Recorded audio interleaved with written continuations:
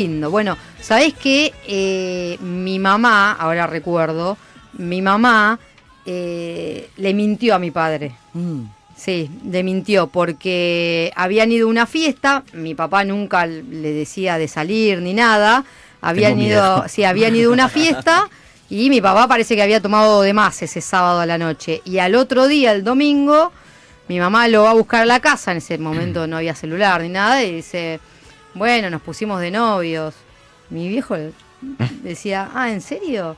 Sí, ¿qué? ¿No te acordás? O sea, fue anoche, y bueno, y así se lo enganchó, y todavía están, así que no sé, hace más de 50 años, así que le mintió un poquito. Pero tremenda, bueno. Sí. Tremenda tu ¿Hay madre. algún mensaje? Sí, claro. Sí, a ver. Hola, Rosario querida, desde el día 1 te acompañamos. Gracias. Con tía Barta. ¿Quién habla? Sí. De 92 años, a ver, Opa. Ella quiere ganarse la pizza. Sí, que está compitiendo, ¿no?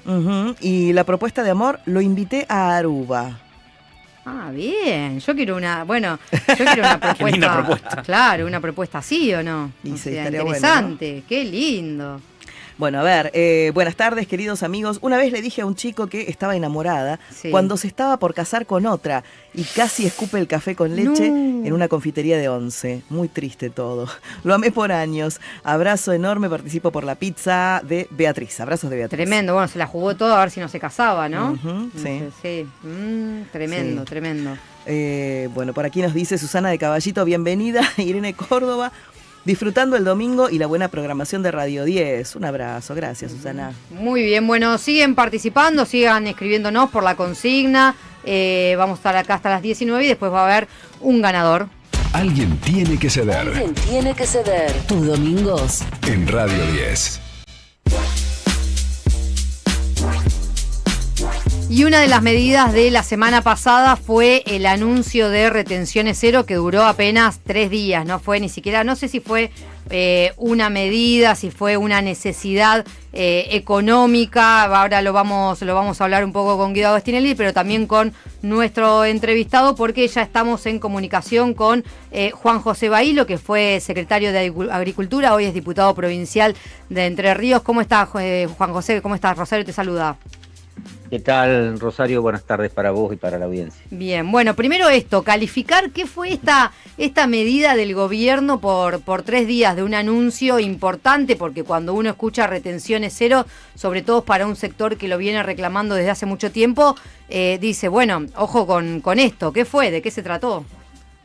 Yo creo que la primera causa de esto, lo que origina es el desatino y desacierto en el manejo de la política cambiaria y de confección de reservas de parte del gobierno, digamos. Creo que ante esa situación, los últimos 3 días que vivió la semana anterior, en el cual se le fueron 1.100 millones de dólares, no podía abrir la semana sin tener alguna expectativa de fortaleza en ese frente. Y con esa necesidad fueron a buscar dólares a las exportadoras más grandes, a las agroexportadoras más grandes, y establecieron un sistema, una decisión política que se plasmó a través del decreto 628, que nada tenía que ver, más allá de lo que dijo el gobierno, con retenciones cero para los productores. Después de transcurrido esta semana, uno ve claramente que esto estuvo direccionado para que puedan acceder las 7, 8 firmas más importantes del país, que concentran la exportación de los agroproductos. ¿Y por qué? Porque cuando vos vas y ves en la Subsecretaría de Mercados Agroalimentarios, de la actual Secretaría de Agricultura, ¿cómo se conformaron? Esta es la primera indicación. ¿Cómo se conformaron los 7.000 millones de dólares? Uno ve que el 50% de esto, un poquito más, 3.617 millones de dólares, salieron de subproductos de soja por los 1.051 millones de dólares y por aceite de soja, 1.566 millones de dólares. ¿Esto qué significa? Los productores, y que esta mercadería la tienen las industrias, no la tienen los productores. Claro. Los productores tienen poroto de soja, tienen grano de trigo, grano de maíz, pero no tienen subproductos de soja, ni tienen aceite de soja, ni aceite de girasol. Con lo cual la medida, esos 7.000 millones de dólares estuvieron conformados en un 50% por productos que tienen industria y que no tienen los productores.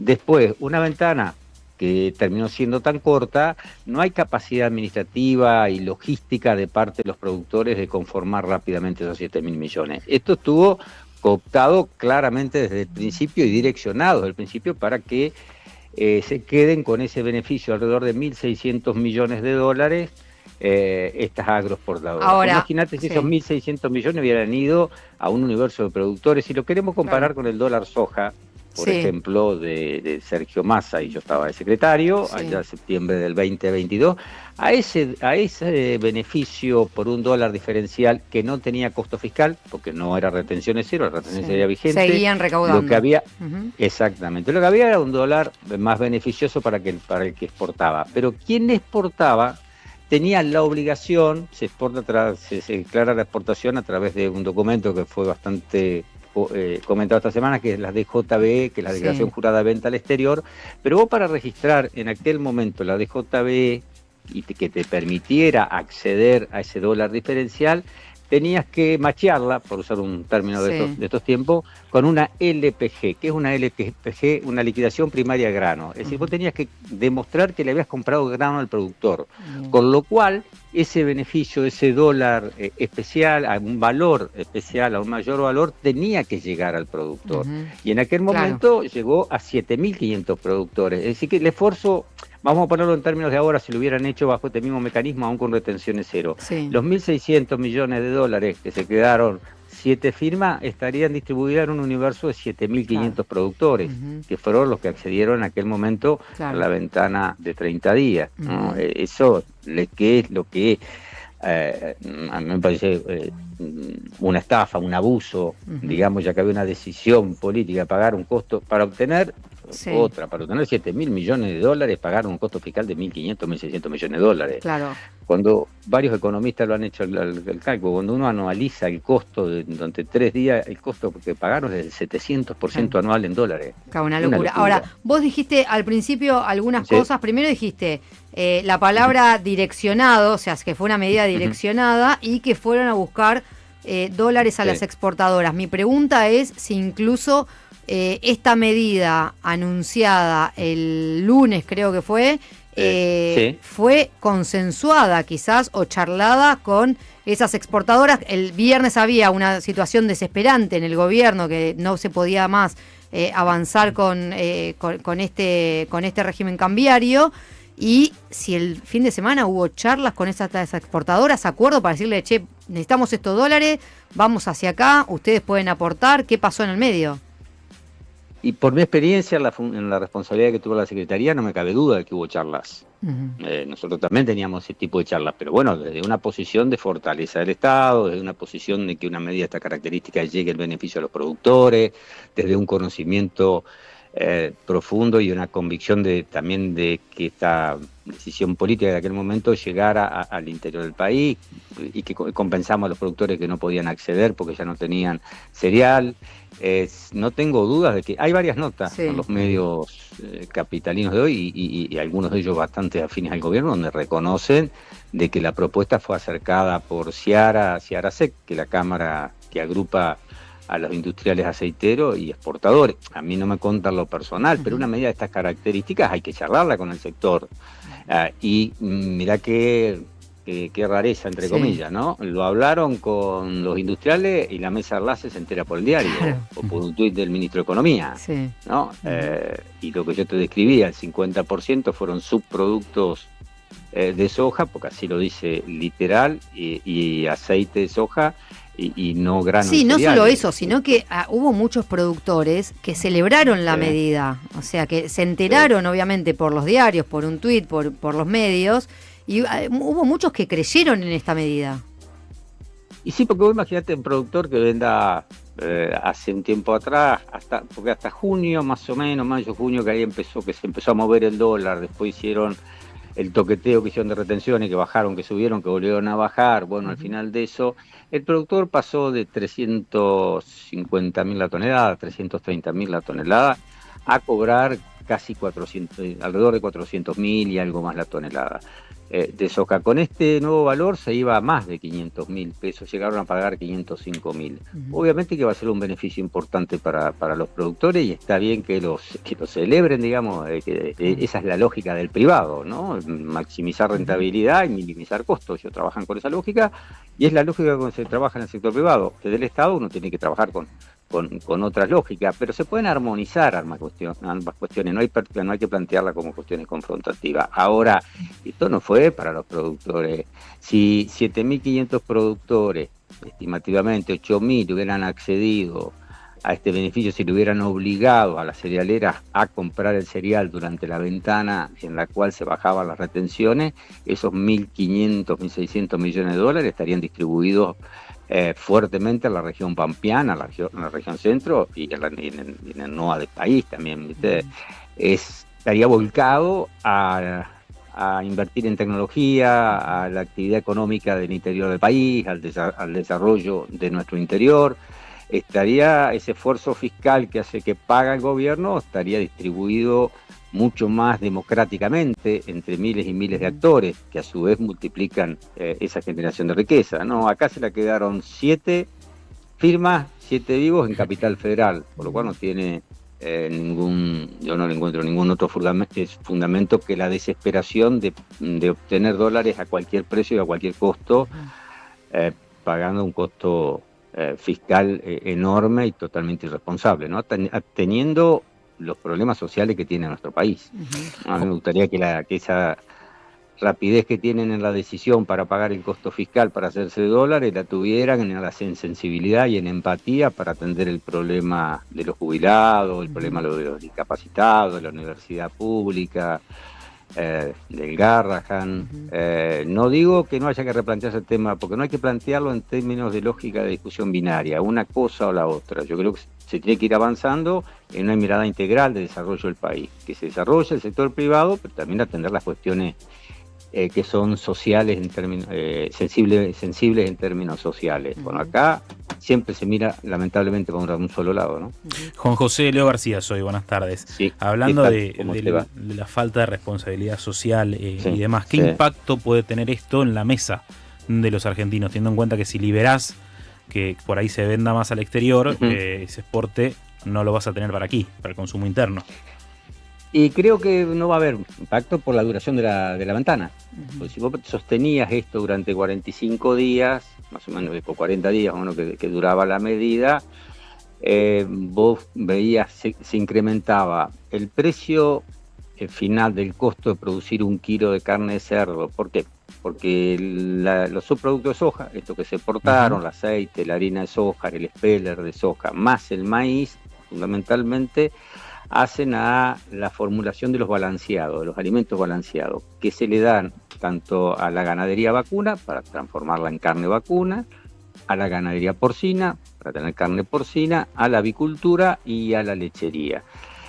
Al liberar las retenciones así a cero, lo cual también, el día que se replantee este tema, y te lo dice alguien que en algún punto, yo muchas veces digo, nosotros nos tenemos que replantear como espacio político una discusión profunda con el tema de las retenciones, pero aún en este sentido, de hablar de eliminación de retenciones, hay que hacerlo de manera gradual, porque si no impacta de lleno en el costo de las otras cadenas. Bueno, la cadena aviar ha incrementado sus costos en un 7%, el engorde vacuno en un 7% y el porcino, el lácteo también, los tambos también, en alrededor de un 7% el incremento de costo y el porcino 9%. Algunos precios de esos son trasladables, el sector a veces no es formador de precio, pero por ejemplo la avicultura sí. La agricultura de ese 7% iba a terminar en el mostrador, no tengo duda, porque es formador de precio de una punta a la otra.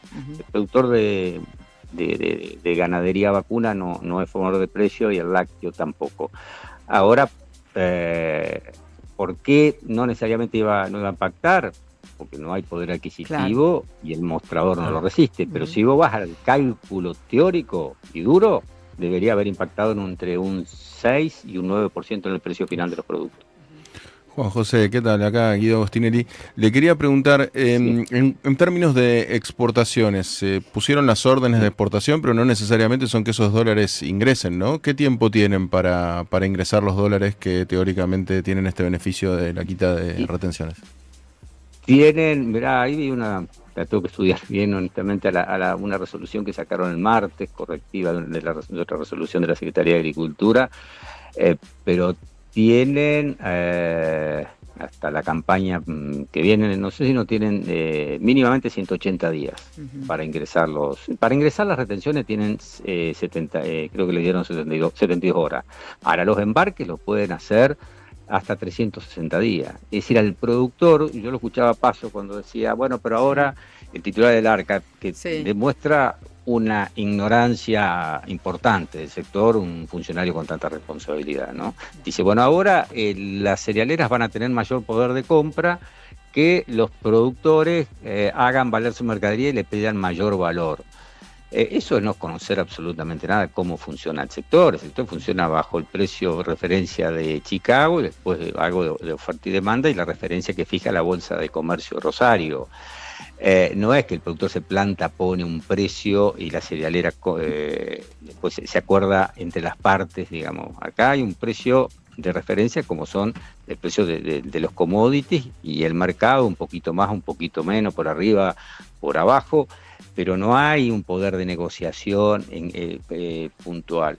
Y las cerealeras, pues imagínate que compraron hace 3 meses atrás la tonelada de soja a 350.000 pesos, ¿no? Ahora el gobierno se las pagó a ellos 500.000 pesos. Claro. Fíjate la ganancia exorbitante que tienen, 350, 400.000 pesos venían pagando. Si tomamos hasta 3 meses atrás y si nos vamos 3 meses más allá de 3 meses, menos todavía, es porque ellos compraron con una... ¿Por qué? Porque la retención de hecho la paga el productor. De derecho la paga el exportador, pero de hecho la paga el productor. ¿Por qué? Porque la exportadora el central le da los pesos a determinado tipo de cambio, ¿no? y determinado nivel de retención. La exportadora se hizo de pesos sin retenciones y al productor le pagó hace 4 meses, 3 meses atrás con una retención o del 26 o del 31. Con lo cual se queda con esa diferencia. Sí. La liquidó sin retenciones, los dólares, y se los paga a los productores con retenciones. Y encima puede salir a comprar de acá en más. Tiene todo el tiempo el mundo para esperarlo al productor y comprarle cuando ella quiera.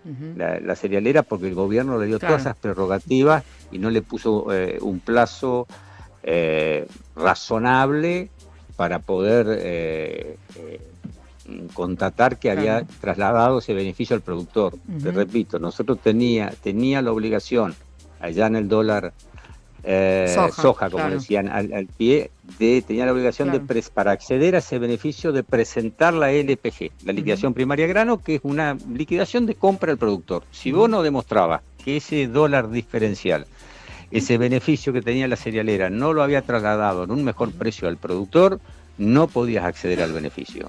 En este caso, nada de eso. Hubo una mirada de construcción de reserva, no de recaudación, porque de todo lo contrario se va a un alto costo fiscal, a cualquier precio y sin una mirada democrática o sin una mirada social de a quién beneficiaría un costo fiscal de tamaña magnitud, ¿no? De 1.500, 1.600 millones de dólares. Y ahí le hago una pregunta que tiene que ver más quizás con la política. Está claro que la medida fue para hacerse de dólares y no para beneficiar a los productores. Estamos en plena campaña electoral. Es más, uno cuando mira la elección en la provincia de Buenos Aires, usted es diputado en Entre Ríos, pero cuando mira la elección en la provincia de Buenos Aires, ve secciones como la cuarta y la sexta, la séptima, que son sectores que provienen del campo y que le dieron la espalda al gobierno libertario, ¿no? Entonces ahí me parece que lo que tenía que hacer justamente el gobierno es atraer a ese sector del campo, que de todos modos usted dijo en un momento hay que replantearse el esquema, el peronismo se tiene que replantear el esquema de retenciones, el vínculo con el campo. Yo no creo que alguien quizás tan enojado hoy que acompaña a Libertad Avanza vaya a votar al peronismo, pero es cierto que es pero justamente su sector, claro. Sí, yo coincido con vos. Bueno, ahí está el desafío del peronismo, ¿no? De reconstruir vínculo con los sectores productivos, porque si hubo algo que tuvimos más allá de más allá de los errores que podemos cometer, porque nadie es infalible, tuvimos políticas, medidas y acciones concretas para el desarrollo del sector productivo, para el agregado de valor, para el desarrollo federal. una mirada de cadena agroalimentaria, a donde quien más valor agregaba, que esta es otra contradicción, ¿no? Que tiene este modelo que quiere primarizar totalmente la economía. Bueno, nosotros tenemos una mirada, cuanto más valor agregado y más trabajo argentino hay a lo que se exporta, mayor acompañamiento del Estado debe haber. Bueno, eso es lo que yo a veces me replanteo, y lo que no tenemos que hacer es enojarnos con el votante, porque el peronismo, que tiene políticas muy concretas para pequeños y medianos productores y que lo podemos demostrar, no logramos construir la confianza electoral para que esos sectores nos acompañen, ¿no? Creo que ahí también nosotros nos tenemos que replantear. Para tratar de responder lo primero, sí, Rosario, yo creo que hay un enojo, ¿no? Que hay un enojo de los productores. ¿Cómo se va a traducir? No tengo la capacidad de interpretarlo en miles y miles de productores, pero posiblemente haya algún castigo, que no necesariamente lo capacial dice el peronismo. Ojalá nosotros lo podamos hacer. Acá en Entre Ríos, Guillermo Michel es nuestro candidato, y Val, quien fue candidato a gobernador, y están recorriendo fuertemente la provincia, hablando con los sectores productivos.